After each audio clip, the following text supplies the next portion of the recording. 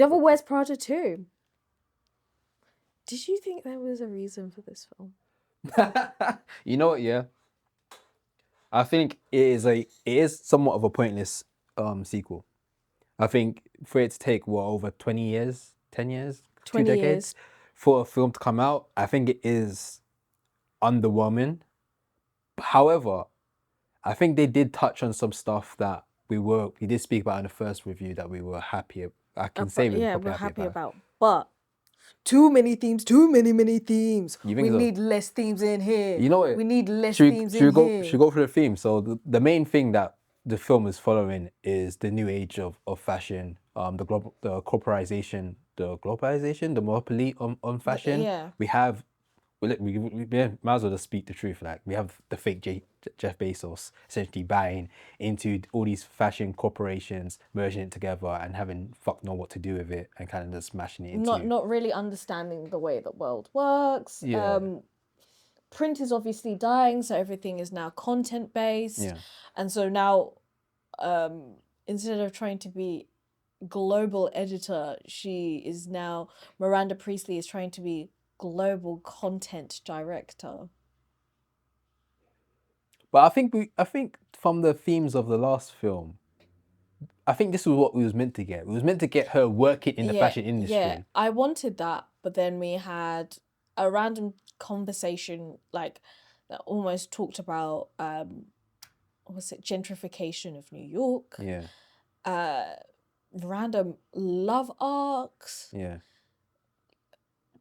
What was the thing about Lululemon and Lulu? What was that Barnes guy and his previous partner, who was played by Lucy Liu? Oh yeah. I don't know. I just know that she. And then there was like the Lululemon thing. I was trying to say is like the fast fashion stuff as well. It was like you're touching on these topics, but you're not going into detail, and then you're just skimming over it, and it's just kind of like wordlessly nothing. It sounded like it was quite disappointed with this film. I liked the film, but I feel like there was too many themes. Yeah. Did Andy need a love interest in this film? That was the most pointless thing for me in this film, especially as he didn't go on too much grass about it. Like, we bring the Australian guy. I do like the fact that I don't know much about him in terms of like as an actor. I like it was a no name. I think that was quite cool. I like that they added it, but they didn't do enough with it for it to have any point in this film whatsoever.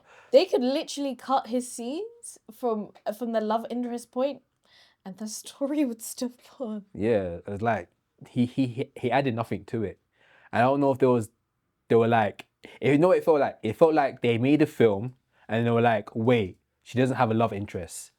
Let's add one in. It felt like it was done after the fact, opposed to made. It feels like an afterthought. Yeah, while they were creating the actual film itself. It's a weird one because I think I liked it. But it wasn't necessary. I could have did without it.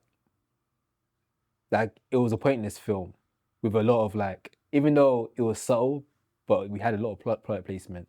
Especially Diet Coke was. Diet Coke, yeah, but like, it was all come on, like if they were gonna do an episode of, I was surprised they didn't even do a crossover with Ugly Betty for some reason. Yeah, I feel like they missed so much stuff off the nail. Like, there was so much other themes that they could have really got into, like fast fashion. Like you said, like there wasn't enough detail into the themes. It was more of like, here's this, let's move on to here. And I feel like even like, was it the fake Jeff Bezos? Yeah, and just like Miranda wasn't. He's just out of pocket saying all this random stuff and saying, well, I can just buy anything, it doesn't matter. And then his previous ex-partner being able to buy it, and then the problem solved. Like, but yeah. How did we get here? Yeah, like the story, it felt where the story was leaning towards that, because it was like Miranda was meant to get promotion, the guy dies, the son takes over. It's like, okay, and you know, I get really weirded out when films really try to promote the writer, and then I watch the film and the writing's like, why was this guy like getting like headlines, like commentary on him being the writer of this film, when it's like he wasn't given anything whatsoever. But like, we're dealing with a bunch of actors that are really good on their own right, but like the chemistry was just off to me. Like, Miranda didn't even feel like the Miranda, like we got before. Like her charisma, her energy was off. I do like how it was a new age, so she had to behave differently. Like I do like the element of like Yeah, she had to speak about she had to people. be HR appropriate. I like that. I thought that was cool. Was like, okay, let's show that time has changed. She does have to. She can no longer throw her jacket at people now. She has to hang it up herself, and how she hangs up is like she's panicking, stuff like that. That was good elements, but the bulk of the film flatlined to me.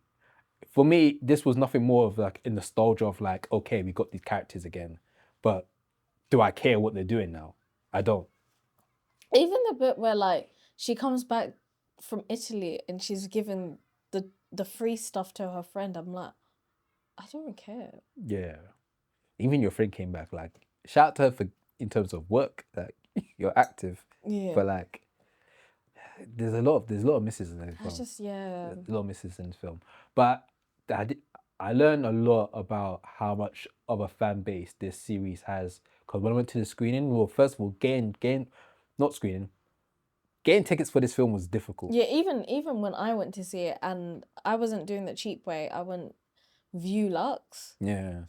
And so then I was trying to weigh out, because that was the day we were having some loads of stuff come up. So I was trying to weigh out my times, and then the only time I could take was very limited, and the screen was quite small, and I wasn't able to sit in the middle, because you know how I like to sit in the middle. Yeah. I wasn't even able to, I had to be like this. Yeah, it was rammed. Yeah. I had to I had to like bounce between different cinemas to find the right time to actually go. And when I got cinema, shout out to Carl's Cinema, I came through the end, packed. But it was beautiful to see, because even before the film started, all the girlies start coming in. You could tell it's people that don't go in the cinema, and they were like they were cheering before the film was starting it, because the film was about to start. They had that title where it shows like the age range and stuff like that. We were like, woo! Like, guys have been waiting 20 years for this. I was like, oh, this is sick. Like, you guys are getting, but then I don't know how they feel about the film. Are they happy with what they got? You know what I mean? It's like, because like there's parts of it I really enjoyed, and I guess I'd be the audience for that. Yeah.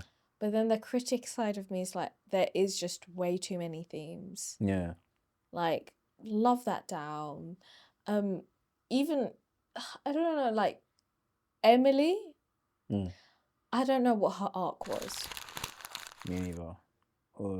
It was very. Because one minute she's the villain, one minute she's the villain. Yeah. And then out of nowhere she's not. And now we're friends. Let's be friends. Did we miss something? It's lazy writing. Like, who, what, where? How did we get right here? No. But how did it get here and here? Who and what and where? Do you get what I'm saying? It feels this is a common theme when it comes to these sequels, except for Top Gun Maverick. That was a great sequel. There's themes when it comes to these long awaited sequels where it's clearly they're just getting the old band together, but there's not really a story to grasp on. It's simply because we got money here. The actors are willing to do it. We can pay them. We can afford to pay them. People will go watch it because there's a demand. Let's just give it to them. But there's no actual thought about the actual story. Learn from this, Hulu. He's still trying to push for high fidelity. Fair enough. Shout to Zoe Kravitz. But in this regard, I feel like I don't know if the fans won. Well, I guess you're the fan. Would you feel like you've won it with getting this film? Because the film's making money. People are watching it. No, I mean, would I watch it again in cinema? Yeah, it's a fun experience at the end of the day. I went on my own. I took myself out on my date, because I always take myself out on a date once a month. I took myself out on a date. I went to the cinema, got some snacks.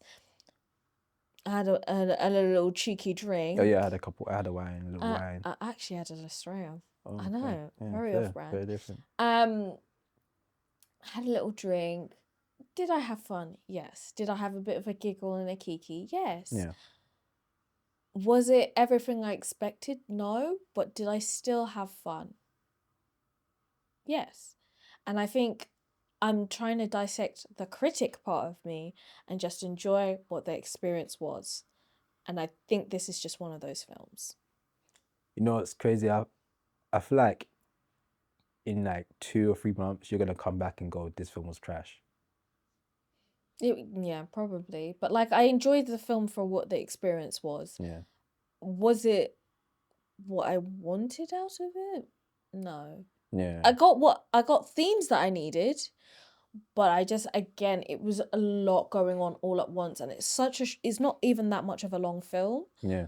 So you were filling the gaps with things that didn't need to be there. Why didn't you just concentrate on the things that were there?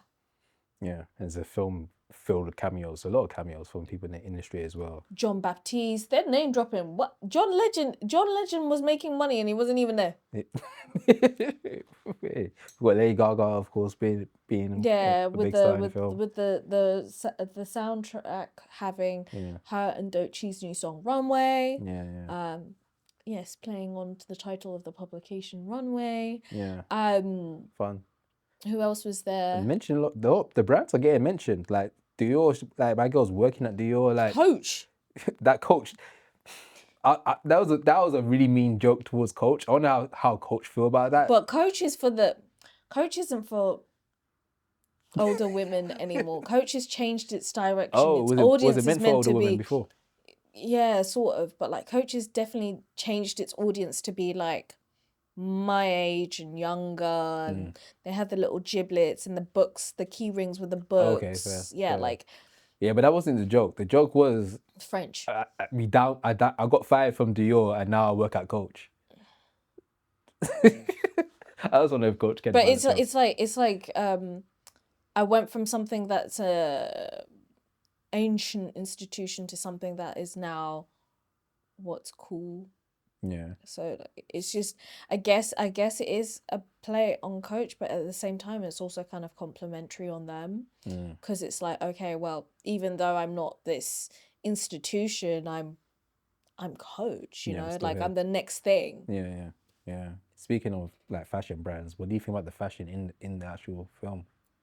I really enjoyed the looks from the actual runway in Milan. Yeah. Loved Milan. It felt very conclavey. It was giving that vibe. Very conclavey. Oh, we need to talk about the thing that really upset me. Okay. Color grading. he was fucking with the colors. Why did you feel? The art of color grading in films, and there's been a lot of side by sides between the original Devil Wears Prada and this. But it's a mixture of color grading and filming. It felt very soulless. Because they're not really like film nowadays. They don't really care about the background as much. So like everything's kind of like blurry at the behind them. There's no like life. There's no like depth of field with what they're doing now. Now it's like everything looks like a commercial because they're kind of shooting it in that type of way now. Yeah, it felt like a long ad, and like some ads are great, but like this is the Devil Wears Prada. I want the ceruleum to pop out. Yeah, you know. Yeah. I want that random color to really pop out and work with the random color that's playing in the background, where it's like 72% green and 30% yellow. Like I want that, but we didn't really get that in this film, and that's what I would have expected from it. Yeah, you know what? Yeah, I think this is like the cinematography and the color grading in this film wasn't everything.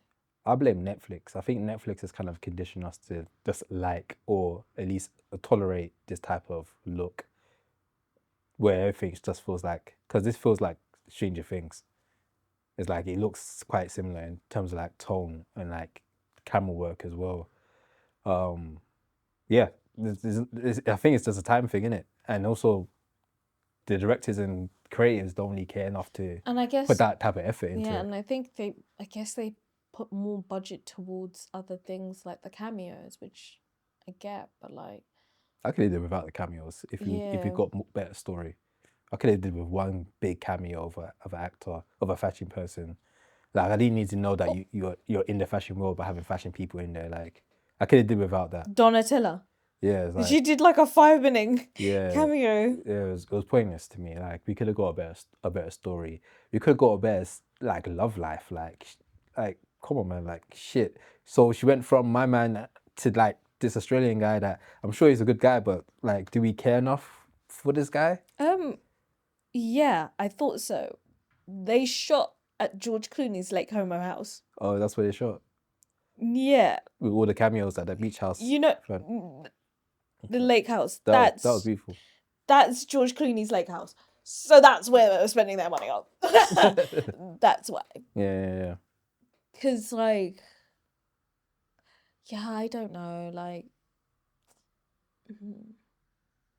I just wanted more. But, like, maybe I'm being hypercritical. Like, go watch it. You might like it. Maybe. Do you think we would get a third one? I mean, it's There's making a lot of no money. need. I mean, there's no need for this one. No. But what are they gonna cover in the thing? Shit, I don't know. We just want to make money. But- Might bring back my man. Why would There was rumors that he was meant to have like a cameo, ew? like a last minute cameo. About what? Oh no, shit. This ain't the bear. Go away. Fair enough. Well, on that note, let us know what you guys think about The Devil Wears Prada 2. Do you think we should get another one? Yeah, let us know what you guys think. Maz is clearly disappointed and wishes for more. But hey, man, we still got the first one. So let's watch that back again a few times. There is something I wanted to talk about, but maybe talk about in another episode, because you mentioned the side-by-sides of Devil Wears Prada 1 and 2. People have been bringing up footages or images of Anne Hathaway in Devil Wears Prada 1. Or people think she's a witch. And Mother Mary because of Botox. People think she's a witch. There's no wrinkles. The wrinkles are gone. But I think there's a conversation to have about Hollywood, because we've seen a lot of actors have that, where they show like how they look now and how they looked before, and how their facial expressions have kind of gone away because of, surgeries or medication or stuff they've been taking. But that's for another video. Thank you guys for watching. Thank you guys for listening. Until next time.